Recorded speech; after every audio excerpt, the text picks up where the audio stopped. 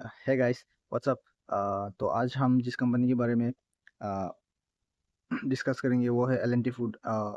Late me just give a brief about this company. L N T food आप सब ने उनके बारे में सुना होगा। इनका एक ब्रांड है दावत बोल के, जो बासमती राइस इंडिया में जो बासमती राइस इंडिया में बेचता है। तो ये कंपनी रिसेंटली अपना Q1 का रिजल्ट लेके आया है। तो while I was going through the con call of the company, मुझे बहुत ही कुछ नया इन्फॉर्मेशन मिला है। तो मैंने सोचा कि just to make a video and update my viewers. तो कुछ लेट अस डिस्कस कि उन्होंने Q1 में कैसा परफॉर्म किया हुआ है। सो उनका रेवेन्यू 17% से ग्रो किया है, और ग्रॉस प्रॉफिट लगभग 16% से इंक्रीज किया हुआ है। और EBITDA भी Q1 में almost 15% year on year growth था। और पेट भी पेट प्रॉफिट आफ्टर टैक्स भी 13% से इंक्रीज किया हुआ है, और EPS भी लगभग 11% इंक्रीज किया है। तो और कुछ अच्छा चीज़ ये कॉन कॉल में पता चला कि उन्होंने अपना वर्किंग कैपिटल जो है वो 220 डेज से 202 डेज में ला दिया है। तो 8 डेज उन्होंने इम्प्रूव किया हुआ अपना working capital. So it is a positive thing for a company. और एक चीज़ ये है कि उनका डोमेस्टिक मार्केट जो इंडियन मार्केट है, इंडियन मार्केट में लगभग बासमती राइस में 30% मार्केट शेयर है। और वो उसको स्लोली एंड ग्रेजुअली इंक्रीज करेंगे।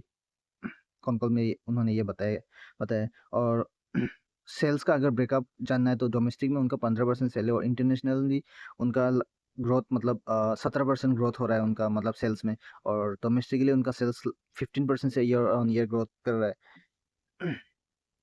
और मैनेजमेंट ने एक चीज़ नेगेटिव है फिलहाल, and I think next 2 to 3 लगभग 3-4 क्वार्टर में वो ठीक हो जाना चाहिए। That is just my view. Red Sea में जो प्रॉब्लम चल रहा है, इसराइल और फ़िलिस्तीन का जो वार है, और अभी ईरान भी घुस गया है वो वार में। तो रेड सी में जो प्रॉब्लम चल रहा है उससे उसका मतलब उससे उनका शिपिंग कॉस्ट ये सब कुछ बढ़ जाता है। तो क्या है कि उन्होंने बोला है कि रेड सी की वजह से फ़िलहाल उनको थोड़ा बहुत प्रॉब्लम आ रहा है। तो ये मतलब टेम्परेरी प्रॉब्लम है, फिर आगे में जाके ये प्रॉब्लम सॉल्व हो जाएगा।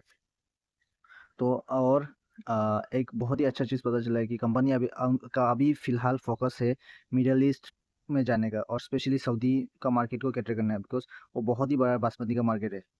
बेसिकली राइस का बहुत ही बड़ा मार्केट है, और उसके लिए उन्होंने 87 करोड़ का कैपेक्स भी किया हुआ है वो मार्केट को मतलब कैटर करने के लिए।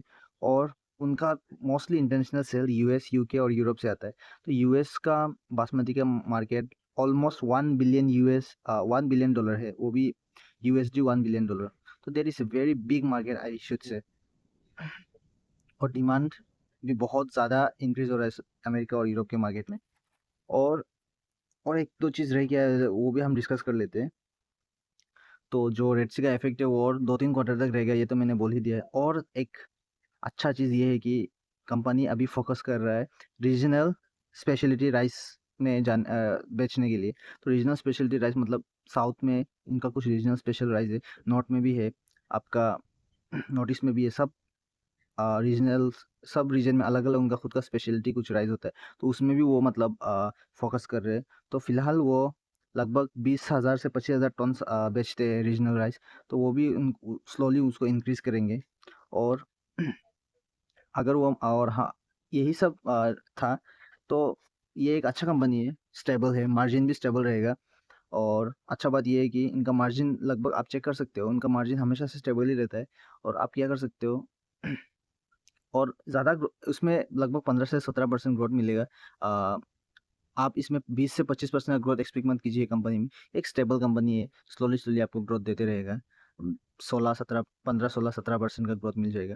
तो आप ये काम कर सकते, ये कंपनी को ट्रैक कर सकते हो और देख सकते हो कि कंपनी ने जो जो एक्सपेंशन प्लान जहाँ जहाँ न्यू मार्केट में वो जाने का जियोग्राफी इंक्रीज करने का बोला है, are they walking the talk? If they are doing that then that's a positive for the company, और इन्वेस्टर के लिए भी अच्छा है।